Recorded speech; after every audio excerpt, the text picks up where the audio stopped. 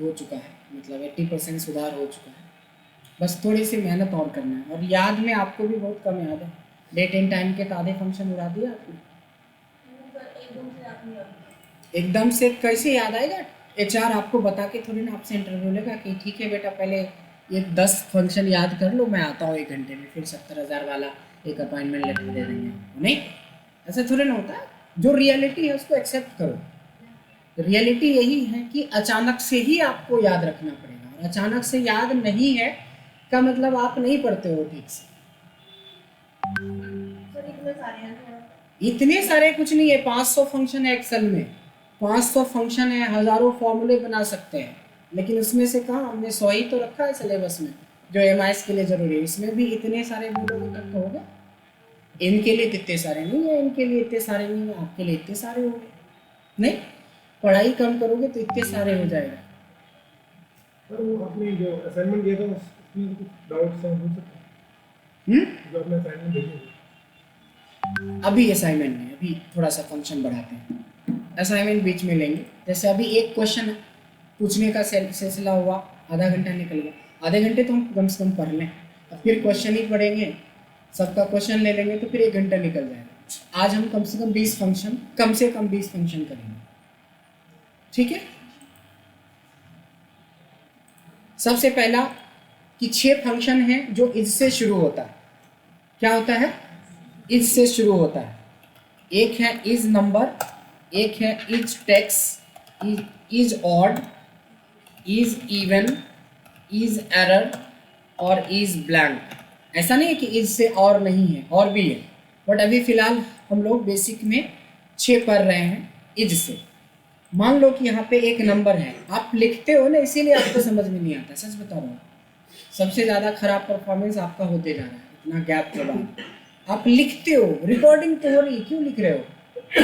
आप पूरा 100% आप स्क्रीन पे ध्यान दो और मेरे बातों पे ध्यान दो। कॉपी कलम किताब का तो टेंशन ही खत्म करवा दिया है, इसलिए आपका पूरा कंसंट्रेशन स्क्रीन पे होना चाहिए। आप क्या कहते हैं, लिखने में लगो इज नंबर, भाई लिख के पता नहीं क्या कर लोगे। लिखा तो है, इतना बड़ा पेज दे दिया, नोट्स निकाल के दे दिया, लिखने वाला टेंशन मत लिया करो क्लास में। इस नंबर का मतलब होता है, देखो यहाँ पे एक वैल्यू है डली हुई, मैं पूछ रहा हूं इज नंबर, क्या यह एक नंबर है? यस। घर में लिखिए इज टेक्स, क्या ये टेक्स है? फॉल्स। इज ऑड, देखो ये ऑड नंबर मांग रहा है, ये नंबर सेलेक्ट कर लेते हैं, क्या ये ऑड है? यस। इज इवन, क्या ये इवन है? No, false. अच्छा, अगर मैं इज ऑड करता हूं और मैं इसको सेलेक्ट कर लेता हूं तो क्या होगा? एरर आएगा, क्योंकि सिंटैक्स जो हमें मांग रहा है वो नंबर मांग रहा है, मैं क्या दे रहा हूं? कोई टेक्स्ट दे रहा हूं, तो वो कंफ्यूज होके एक एरर दे रहे हैं, वही है इज एरर। इज एरर यानी कि जब आप किसी तरह का सिंटैक्स एरर करते हो या किसी तरह का एरर डालते हो या आपके डेटा में कोई प्रॉब्लम आती है तो उसके वजह से एरर आ जाता है, तो एरर को चेक करते हैं कि एरर है क्या नहीं, तो एरर है तो ट्रू। इज एरर में मैं अगर इस नंबर को सेलेक्ट करता हूं तो क्या? फॉल्स, क्योंकि इसमें एरर नहीं है। आइए इस ब्लैंक की बात करते हैं, क्या ये ब्लैंक है?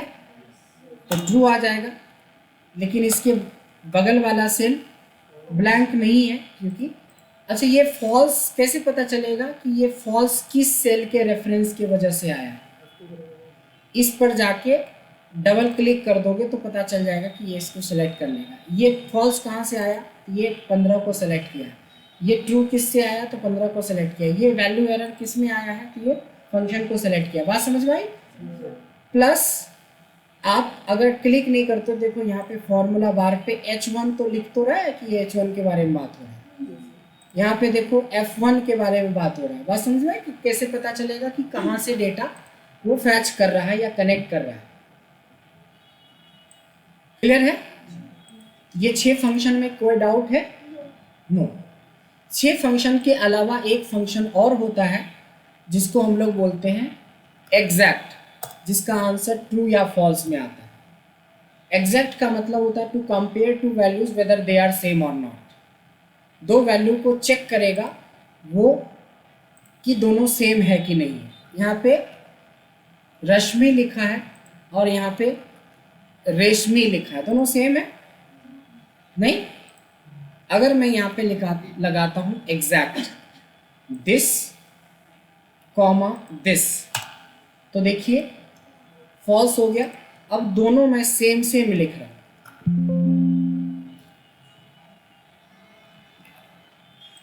अब ट्रू हो गया क्योंकि ये दोनों सेम सेम है। अच्छा, ये केस सेंसिटिव भी होता है। अगर रश्मि ही लिखे और एक को हमने लोअर केस में लिखा है, एक को प्रॉपर केस में लिखा है, तब भी पर ये फॉल्स हो जाता है। अच्छा, कोई जरूर नहीं कि ये टेक्स्ट पे ही काम करता है, ये नंबर पे भी काम करता है। 123 234 के बराबर होगा या नहीं? नहीं, लेकिन अगर मैं इसको सेम कर देता हूं तो ट्रू हो गया। सिंबल पे भी काम करता है। एट द रेट ऑफ कभी भी हैश के बराबर या डॉलर के बराबर होगा? नो, लेकिन एट द रेट के बराबर होगा। तो दो वैल्यू को कंपेयर करता है, दो डेट को कंपेयर करता है, दो टेक्स्ट को कंपेयर करता है। तो एग्जैक्ट दो वैल्यू को कंपेयर करता है कि अगर वो दोनों सेम है तो ट्रू, अदरवाइज फॉल्स। कोई डाउट यहां तक में?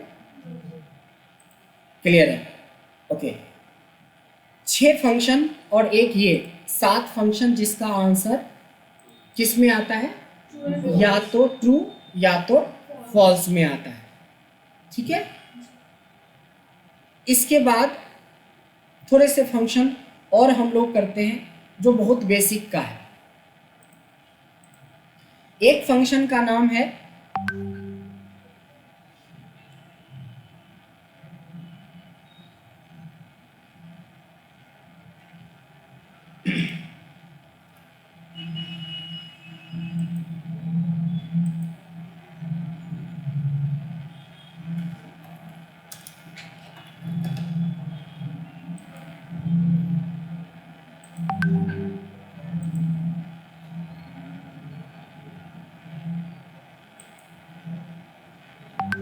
ध्यान से देखेंगे।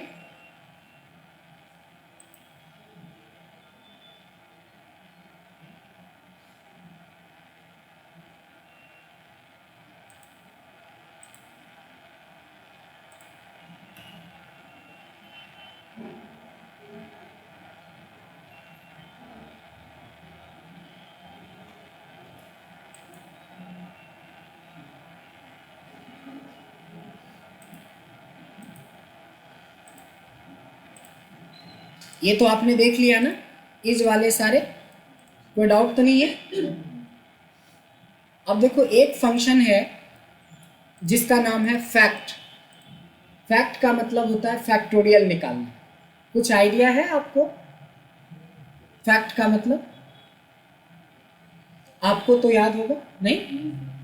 फैक्ट मतलब होता है फैक्टोरियल निकालना। ध्यान देंगे, FACT फैक्ट लिखोगे और 5 लिखते हो तो फैक्ट ऑफ 5 का मतलब 120 आता है। बट अभी समझ में आया नहीं ना कि कहाँ से आया 120।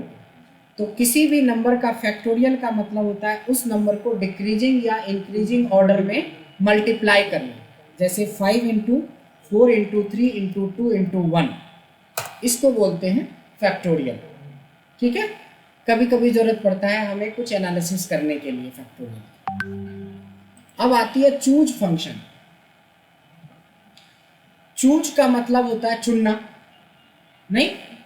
ध्यान देंगे, इक्वल्स टू चूज लिखा, ये बहुत ही इंपॉर्टेंट फंक्शन है।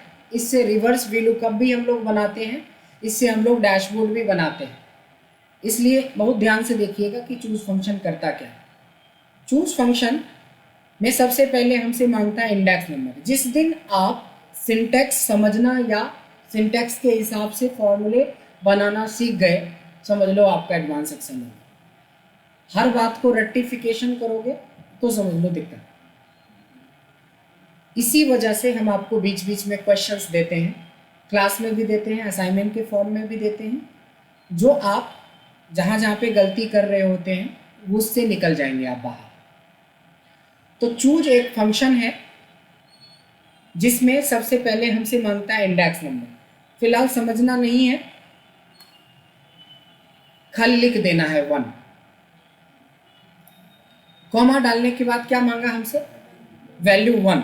चलो वैल्यू 1 में हम नाम डाल देते हैं कोमल। सेकेंड में लिख देते हैं सपना। थर्ड में लिख देते हैं अर्जुन। फोर्थ में लिख देते हैं कृष्णा। इस तरह से कॉमा डालते जाओगे वो अगली वैल्यू मांगता चला जाएगा। ठीक, लास्ट में क्या करते हैं, हम बंद कर देते हैं। अब देखो कि इस फंक्शन के अंदर हमने कुछ नाम स्टोर करे। इसमें से पहला नाम कौन सा है? ये 1 वही रिप्रेजेंट करता है कि अगर एंटर मारोगे तो कोमल पकड़ लेगा। अगर हम यहाँ पे 2 करेंगे तो ये सपना पकड़ लेगा। अब तो समझ में आ गया कि ये 4 करेंगे तो क्या होगा। 4 जो इंडेक्स नंबर है उस वैल्यू, जो जितने भी वैल्यूज आपने स्टोर किया है उसकी पोजीशन है। आप जैसे 4 करोगे तो 4th पोजीशन का वैल्यू आ जाएगा, 3 करेंगे तो 3rd पोजीशन की वैल्यू आ जाएगा। बात समझ में आई? पक्का? इंडेक्स नंबर के साथ को मूव करेंगे। अभी जो आज हमने क्वेश्चन आंसर सेशन किया था इसमें डायरेक्ट हमने बोला अर्जुन आप ये बताओ, आप ये बताओ, आप ये बताओ, राइट। अगली बार जो हम क्वेश्चन आंसर सेशन करेंगे वो थोड़ा अलग करेंगे। उसमें मेरा कंट्रोल नहीं रहेगा, फॉर्मूले के थ्रू कंट्रोल करेंगे। बड़े इंटरेस्टिंग फॉर्मूला क्रिएट करने वाले हैं, ध्यान देंगे। हम क्या करेंगे, चूज फंक्शन लिखेंगे। थोड़ी सी मेहनत लगेगी। पहली बार 1 कॉमा पहला नाम रेशमा, दूसरा रश्मि। 2 तो रश्मि रेशमा हो गया। इसके बाद आप हो गए पलक, पलक। इसके बाद हो गए सपना। इसके बाद आप हैं निखिल। ये मेरा भी टेस्ट ले रहा है कि नाम सबको याद है कि नहीं। अर्जुन। अर्जुन के बाद दीन बंधु उपाध्याय, दीन खाली रखते हैं। उसके बाद आकाश, AKASH, आकाश। उसके बाद हम रखते हैं हेमंत। इसके बाद बच गए ऑनलाइन वाले उमेश एंड चंदन। उमेश चंदन, ठीक है। बस हो गया, कोई बात नहीं। 1-2 नाम ज़्यादा हो जाए या कम हो जाए आप ऐड कर देना। अभी क्या आएगा, किसका नाम आएगा, क्यों आएगा? फिक्स है।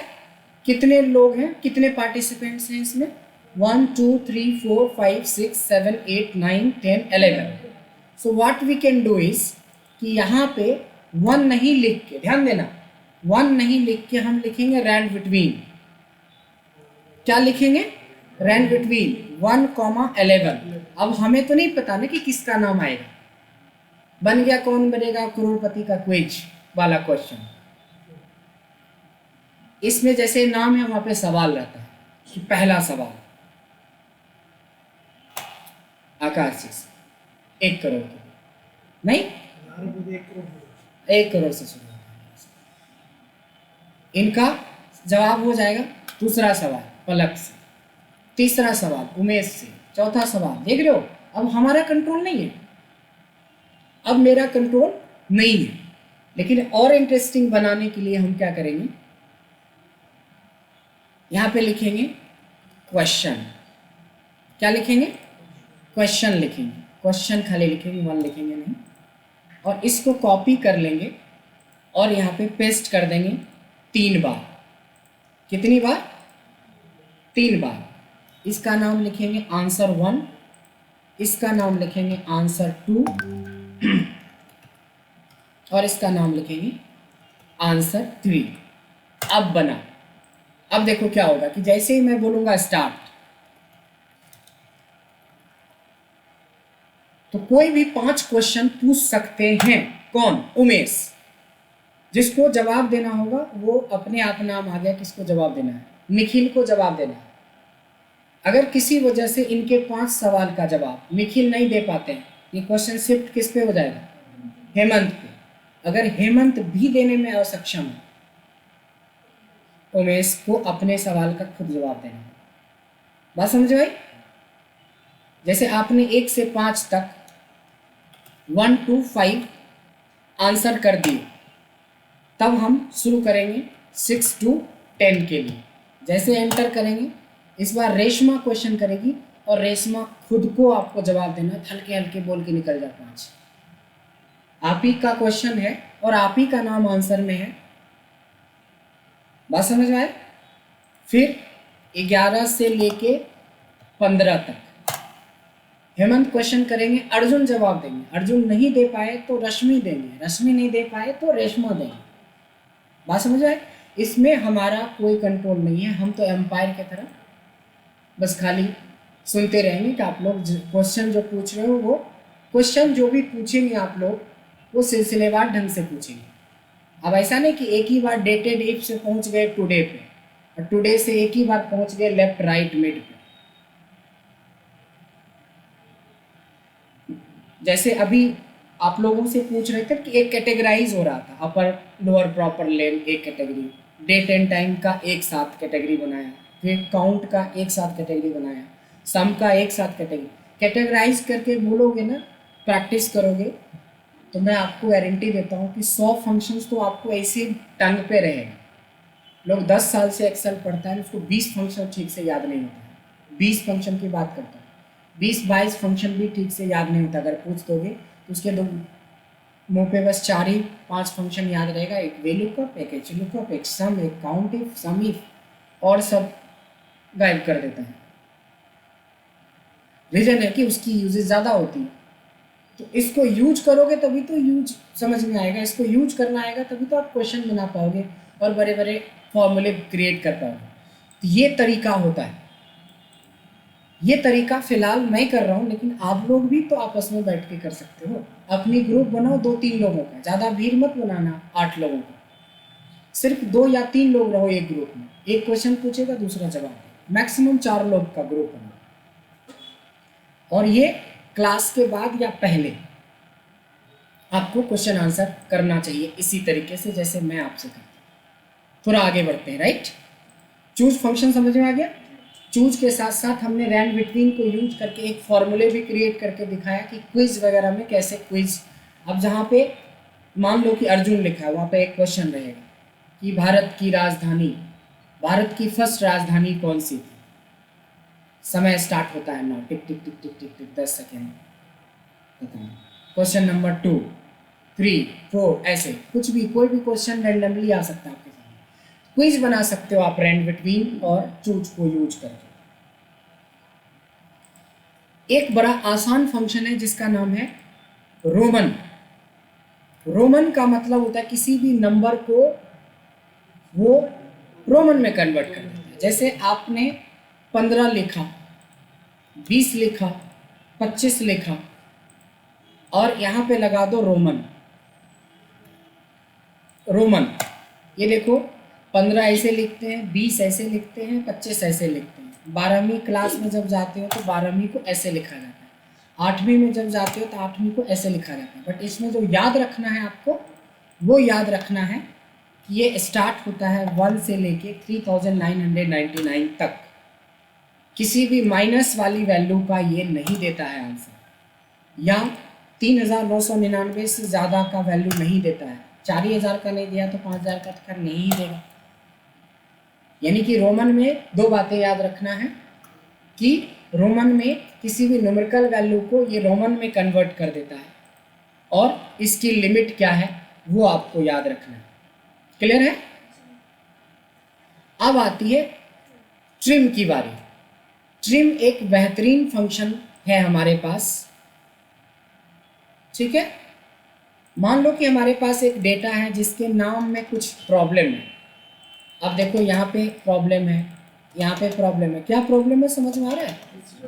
बस एक्स्ट्रा स्पेस कहीं कहीं पे डाला, कहीं बीच में, कहीं लास्ट में, कहीं शुरू में, मतलब अननेसेसरी स्पेस बहुत सारे पड़े हुए। इसके वजह से आपका ना पाइवट सही से बनेगा, ना वी लुकअप, कोई भी फंक्शन काउंट इफ समेत कोई भी फंक्शन नहीं पड़ेगा। हमने शुरुआती दौर में बोला था ना कि डेटा क्लीनिंग बहुत ज़रूरी है। तो डेटा क्लीनिंग के अंदर एक फंक्शन है ट्रिमिंग, जिसको कि डेटा को ट्रिमिंग करने के लिए काम में लाते हैं। सो ट्रिम कैसे करेंगे हम? TRIM ट्रिम लिखेंगे और इसको सेलेक्ट कर लेंगे, एंटर करेंगे। ये देखिए एक बना दिया, और 1,00,000 भी रहेगा तो बस ड्रैग कर लो, सारे ठीक हो गए।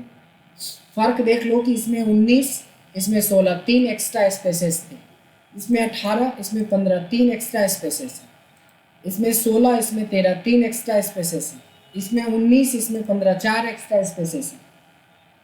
अच्छा, स्पेस आगे भी हो सकता है, बीच में भी हो सकता है, और पीछे भी हो सकता है।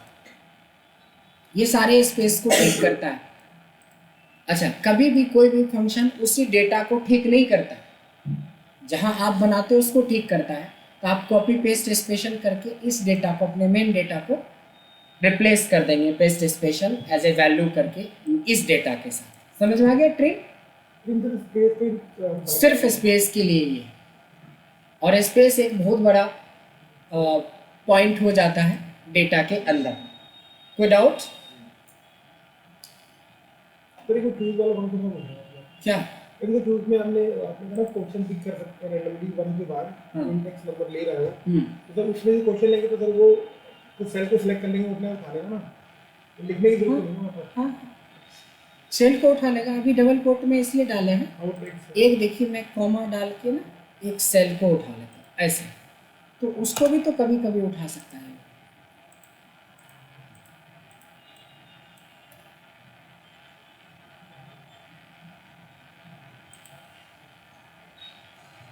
ये 4 के जगह पे अगर हम लोग करते हैं 1 2 3 4 5 6, 44 को उठा लगा। ये तो सेल का रेफरेंस, ये तो बहुत बचपन वाला सवाल है, ये तो बचपन से ही हम करते आए हैं। या तो डबल कोट के अंदर लिखते हैं, तो सेल का रेफरेंस देते हैं। नहीं,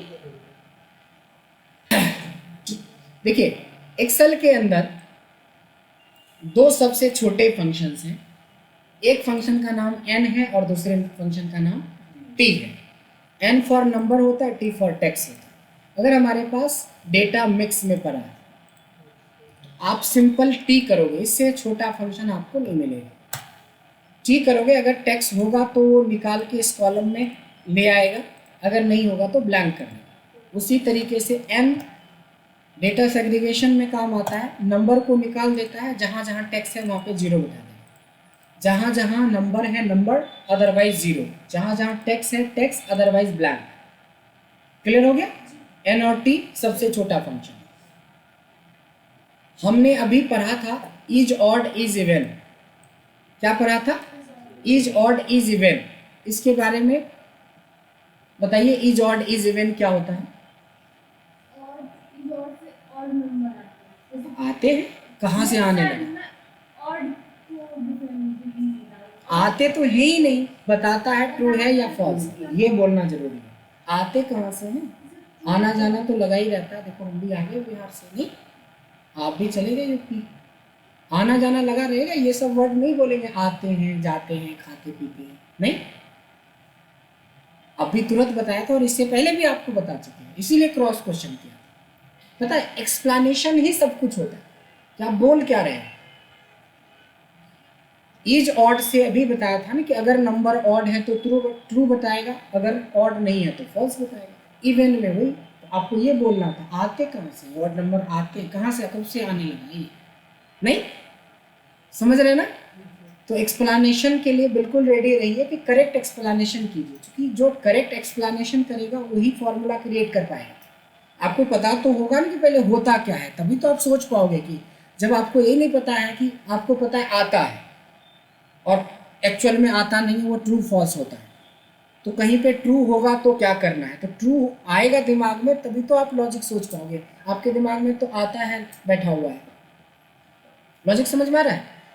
फॉर्मूले को जो भी फंक्शंस फॉर्मूले हैं उसको सही से एक्सप्लेन करना बहुत ज़रूरी होता है। क्लियर है? तो इज ऑड और इज इवन पढ़ लिया था, जिसमें ट्रू फॉल्स में आंसर करता है, जबकि ऑड और इवन में ज़्यादातर लोग कंफ्यूज हो जाते हैं, सेम फंक्शन समझ लेते हैं। ये अलग है, इज ऑड नहीं है, ये ऑड है। अब देखो क्या करता है ऑड। अगर कोई भी नंबर ऑड है तब तो ठीक है, वही नंबर दे देगा। अगर ऑड नहीं है तो +1 करके उसको ऑड बना देता है। 16 को 17 बना दिया, 15 को 15 ही रखेगा क्योंकि वो ऑलरेडी ऑड है। 13 ऑलरेडी ऑड है, 18 ऑड नहीं है, 19 बना दिया। ऑड क्या करता है, कैसे बोलेंगे? ऑड किसी भी नंबर को ऑड में कन्वर्ट कर देता है अगर ऑड नहीं होता है तो। अगर ऑड ही है तो रहने देगा सेम। सेम उसी तरह से इवन। इवन क्या करता है? अगर इवन है तो ठीक है, अगर इवन नहीं है तो इवन बना देगा। जैसे 15 को 16 बना दिया, 13 को 14 बना दिया, 13 को 14 बना दिया। तो ऑड इवन और इज ऑड इज इवन में फ़र्क पता चला। इज ऑड इज इवन में हम पता करते हैं ट्रू और फॉल्स के फॉर्म में, जबकि इसमें डेटा को कन्वर्ट करते हैं, डेटा को कन्वर्ट करते हैं।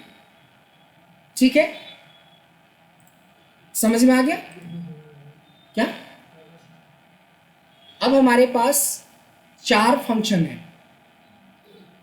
एक का नाम इंटीजर है, एक का नाम राउंड है, एक का नाम राउंड अप है और एक का नाम राउंड डाउन है। ये चारों के चारों फंक्शन का यूज किसी भी डेसिमल वाली वैल्यू को विदाउट राउंड ऑफ करने के लिए होता है। लेकिन एक सवाल है, ऐसा डेटा अगर बनाना रहेगा तो कैसे बनाएंगे बताओ कोई? इस डेटा को कैसे बनाएंगे? ऐसा डेटा मेरे को कुछ चाहिए, चलो अभी तो है यहाँ पे चाहिए मेरे को ऐसा डेटा। हाँ, रैंडम डेटा चाहिए जिसमें कि वैल्यू पॉइंट में हो। अच्छा, रैंड बिटवीन में हम पॉइंट वाली वैल्यू सेलेक्ट करेंगे, जैसे ऐसा। अच्छा, नहीं 1000 नहीं, हमें 10 से 100 के बीच में चाहिए। 10.10, 99.99। हाँ नहीं, रुको ना, जब पूछते हैं तब तो नहीं, अदरवाइज मैं करते रहते। अब से तो पूछने भी कहा। आप बोलो निखिल, ऐसा डेटा कैसे बनाएंगे?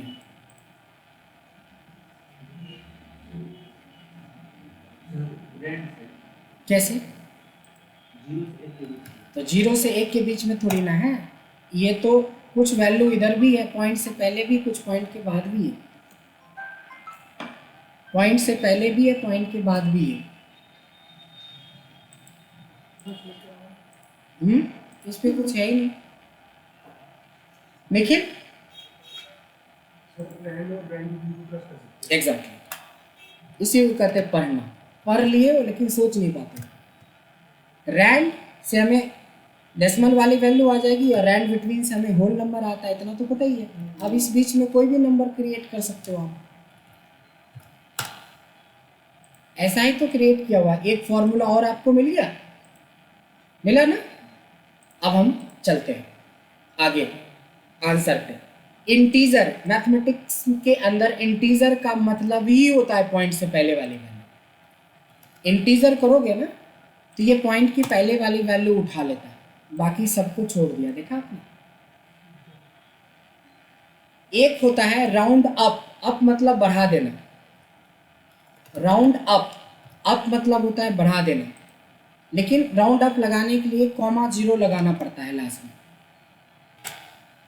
ये देखो ध्यान से, अगर ध्यान से देखेंगे कि ये 37 पॉइंट कुछ था, इसको 38 कर दिया। 91 पॉइंट कुछ था, 92। यानी कि चाहे 12 पैसे हो या 86 पैसे हो या 0.009 पैसे हो, सबको वो राउंड अप ले जाता है। अप मतलब बढ़ा के पैसा लेता है, पैसे को रुपए में कन्वर्ट कर रहा है, चाहे 1 रुपये हो या 1 पैसे हो। डाउन मतलब छोड़ना, इंटीजर में भी छोड़ता है, डाउन में भी छोड़ता है। राउंड डाउन में होता है दिस कॉमा 0, डाउन मतलब छोड़ना। देखिए जैसे इसमें छोड़ दिया था सारे पॉइंट्स की, 52 पैसे छोड़ दिया, 86 पैसे छोड़ दिया, पॉइंट की वैल्यू छोड़ दिया, वही काम डाउन करता है। लेकिन इंडस्ट्री में ना इंटीजर यूज होता है, ना राउंड अप, ना राउंड डाउन। क्या यूज होता है? राउंड। क्यों? क्योंकि ये मैथमेटिकल रूल से चलता है। अगर आपने 6-7 में मैथ्स पढ़ा होगा तो थोड़ा बहुत याद होगा, अगर पॉइंट की वैल्यू 0.5 या उससे ज़्यादा होगा तो राउंड अप कर देगा, ऊपर की तरफ ले जाएगा। और अगर 0.5 से कम रहा, 0.49 भी रहेगा, तब भी पर वो नीचे वाली वैल्यू की तरफ ले जाएगा। ध्यान देंगे, राउंड में भी नंबर सेलेक्ट करते हैं और फिर कॉमा 0 लगाते हैं। क्यों लगाते हैं उस पर भी जिक्र करेंगे हम लोग। ये देखिए आ गया। देखिए 937.52 है जो कि 50 पैसे से ज़्यादा है तो बढ़ा दिया, ये भी 50 पैसे से ज़्यादा है बढ़ा दिया, ये भी बढ़ा दिया। देखिए इस वाले को 51 ही रखा क्योंकि इसमें सिर्फ 12 पैसे हैं, 50 पैसे चाहिए बढ़ाने के लिए, 0.5 चाहिए। बात समझ में आई? अब इसके बाद हमारे पास बच गए 4 फंक्शन और जो हम लोग कल डिस्कस करेंगे। और ये सारी वीडियो को सही से देख लीजिएगा, कल फिर से क्वेश्चन आंसर करेंगे। अब रोज क्वेश्चन आंसर पूछेंगे और एक रिटन टेस्ट भी होगा। अभी तो क्वेश्चन आंसर पूछ रहे हैं, हैबिट कर लो ठीक, फिर रिटन टेस्ट लेंगे तो अपने आप घूमने निकल जाना। नहीं, सबसे कॉन्फिडेंस में सर तुम ही मिलाते हो। 4 दिन में 7 दिन में एक भी फंक्शन याद नहीं था।